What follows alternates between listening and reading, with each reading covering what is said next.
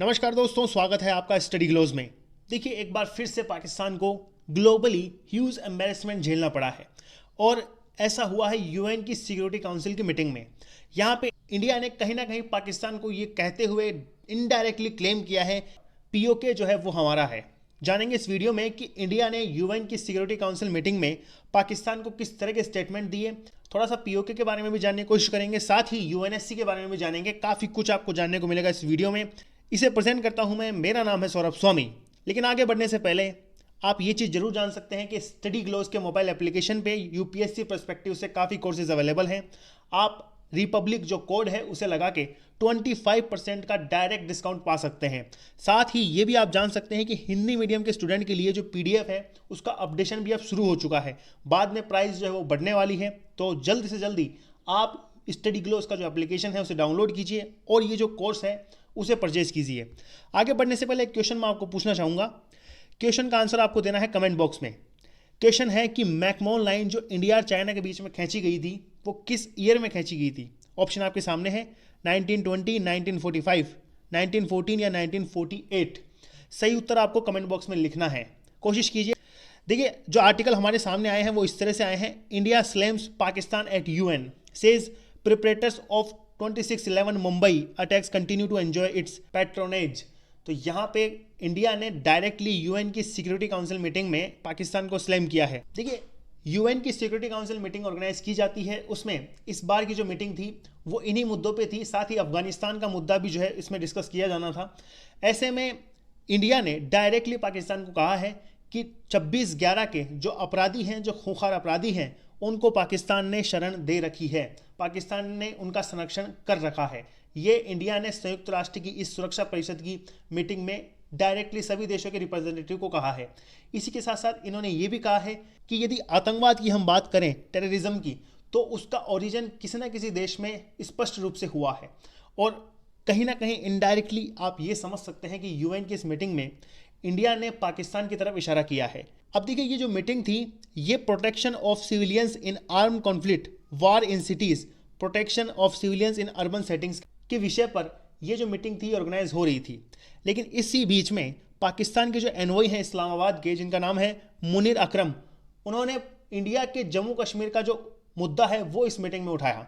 और जैसे ही ये मुद्दा उठाया, इंडिया ने यहाँ डायरेक्टली हिट बैक किया, बहुत ही तगड़ा जो जवाब है वो दिया और डायरेक्ट कहा कि पाकिस्तान जो है वो ओरिजिन है टेररिज्म का। थोड़ा सा जानते हैं यूएनएससी के बारे में। देखिए, यूएनएससी का पूरा नाम है यूनाइटेड नेशन सिक्योरिटी काउंसिल। ये गवर्नमेंटल बॉडी है, यूनाइटेड नेशंस के अंदर आती है और पूरे वर्ल्ड में पीस को मेंटेन करना इसका ऑब्जेक्टिव है। इसकी स्थापना हुई थी 1945 के अंदर। इसके हेडक्वार्टर्स आपको मिलेंगे न्यूयॉर्क में। यहाँ पे आप ये जान सकते हैं कि यूएनएससी की मीटिंग में, यूएनएससी की ये जो गवर्नमेंटल बॉडी है, इसमें 5 जो कंट्री हैं वो परमानेंट मेंबर हैं और 10 जो कंट्रीज़ हैं वो नॉन परमानेंट मेंबर है। तो टोटल 15 कंट्रीज जो हैं इसका पार्ट है। इंडिया इसका नॉन परमानेंट मेंबर है। इंडिया कोशिश कर रहा है कि इसमें परमानेंट सीट इंडिया को मिल सके। इंडिया ने डायरेक्टली ये कहा है कि जितने भी मेंबर्स हैं वो अच्छे से ये जानते हैं कि पाकिस्तान जो है आतंकवादियों को पनाह देने, सहायता करने और एक्टिवली सपोर्ट करने के लिए काफ़ी प्राइमरी कंट्री माना जाता है। ये एक ऐसा देश है जहाँ पे आतंकवाद जो है वो प्रायोजिक रूप से पूरे ग्लोबली इस्टेब्लिश किया जाता है, क्योंकि जहाँ पे भी ग्लोबली यदि हम टेररिज्म के फैक्टर देखते हैं तो डायरेक्ट लिंक हमें मिलता है पाकिस्तान से। इस तरह के स्टेटमेंट दिए गए। साथ ही ये भी कहा गया कि सबसे अधिक आतंकवादियों की मेजबानी कर रहा है ये पाकिस्तान। कहीं ना कहीं अपना एक अलग रिकॉर्ड जो है हमारे सामने रखता है। और ऐसा कहा था यूएन में भारत के रिप्रेजेंटेटिव मधुसूदन ने।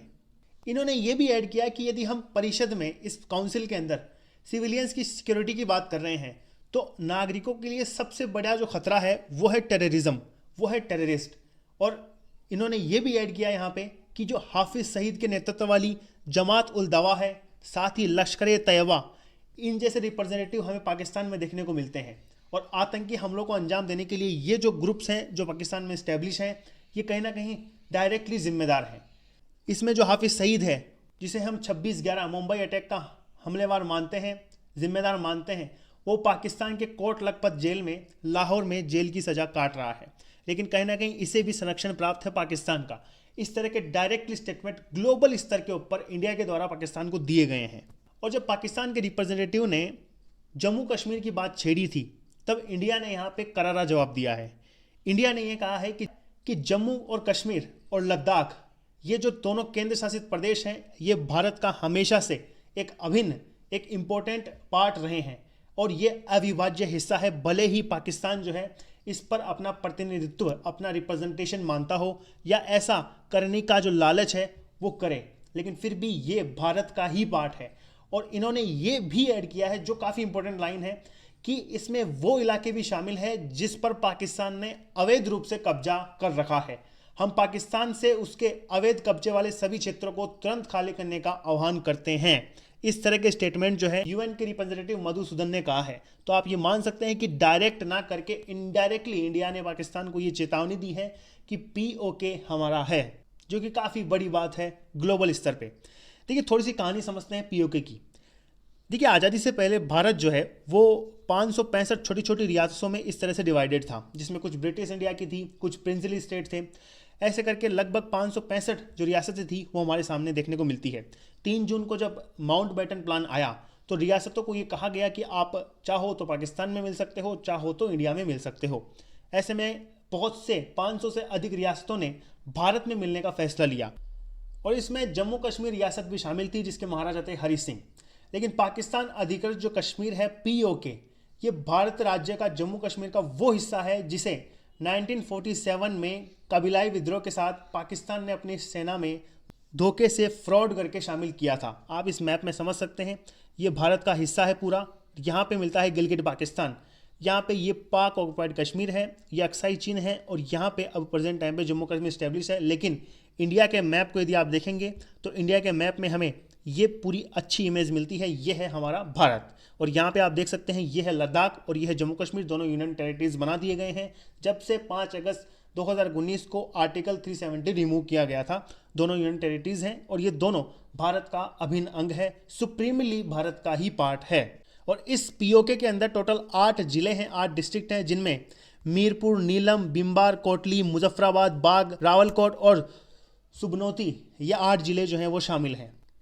देखिए, 1935 में ब्रिटिश इंडिया को लीज पर दिया गया था पीओके, लेकिन 1947 में जब भारत आज़ाद हुआ और पार्टीशन चल रहा था तो ब्रिटिश इंडिया ने उस लीज एग्रीमेंट को कैंसिल कर दिया और महाराजा हरि सिंह ने भारत में शामिल होने की जो स्टेटमेंट है वो ऐलान कर दिए थे।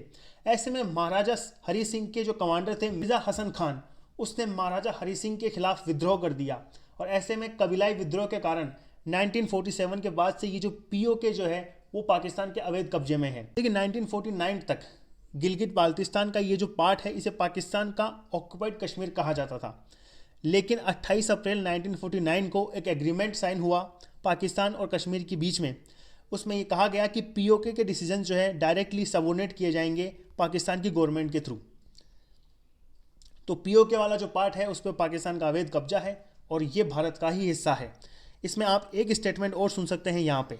और इस तरह के रेजोल्यूशंस जब यूएन में गए थे तब कंजर्वेटिव पार्टी के सांसद बॉब ब्लैकमैन, जो ब्रिटेन से बिलोंग करते हैं, इन्होंने डायरेक्टली पाकिस्तान के रिप्रेजेंटेटिव को उस समय कहा था, 23 मार्च की बात है, ब्रिटिश पार्लियामेंट में ये कहा गया था और इस प्रस्ताव में इन्होंने ये कहा कि पाकिस्तान गिलगिट बाल्टिस्तान पर अवैध कब्जा जमा रखा है, ये क्षेत्र उसका नहीं है।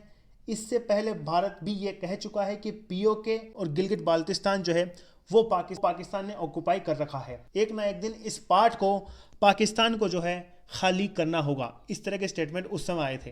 प्रेजेंट टाइम पे इंडियन मैप में आपको इस तरह का पार्ट दिखता है और ये जो पूरा पार्ट है ये भारत का पार्ट है, भारत का ही हिस्सा है, जहाँ पे लद्दाख और जम्मू कश्मीर दोनों यूनियन टेरिटरीज हैं। और एक चीज़ आपको ज़रूर ध्यान रखनी है, देखिए इस तरह के आर्टिकल भी हमारे सामने आ चुके हैं। Army chief MM Naravane on taking back PoK, we will act if we got orders. तो यहाँ पे आप समझ सकते हैं यदि हमें ऑर्डर्स मिलते हैं तो पीओके को हम लेकर रहेंगे। इस तरह के स्टेटमेंट दिए हैं आर्मी चीफ MM नरवणे ने। तो आप समझ सकते हैं भारत के लिए पीओके काफ़ी इंपॉर्टेंट है, भारत का ही हिस्सा है और इस पर अवैध कब्जा जो है वो पाकिस्तान ने जमा रखा है। इसी वजह से UN सिक्योरिटी काउंसिल की जब ये जम्मू कश्मीर का मुद्दा हमारे सामने आया तब भारत ने पाकिस्तान को डायरेक्टली स्लैम किया है और ग्लोबली ह्यूज एम्बेरसमेंट है ये पाकिस्तान के लिए। आइए हम क्वेश्चन की बात करते हैं। तो देखिए, मैकमोहन लाइन जो है वो इंडिया चाइना के बीच में कब खींची गई थी? इसका सही उत्तर होगा 1914 में।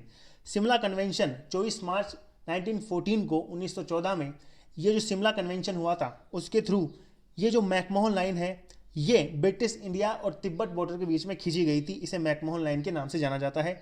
1949 के बाद में चाइना जो है इस मैकमोहन लाइन को नहीं मानता है और ये इंडिया चाइना के बीच में टेंशन्स का काफ़ी ज़्यादा कारण रहती है। तो आप ये समझ सकते हैं कि मैकमोहन लाइन को 1914 में खींचा गया था। सही उत्तर होगा ऑप्शन सी। तो खैर ये था इस वीडियो में। आपकी जो राय है मैं ज़रूर जानना चाहूँगा कमेंट बॉक्स में। अपने मत को ज़रूर लिखें कमेंट बॉक्स में। और ये था इस वीडियो में। इसी तरह के इंपॉर्टेंट वीडियोज़ के साथ हम मिलते रहेंगे। धन्यवाद।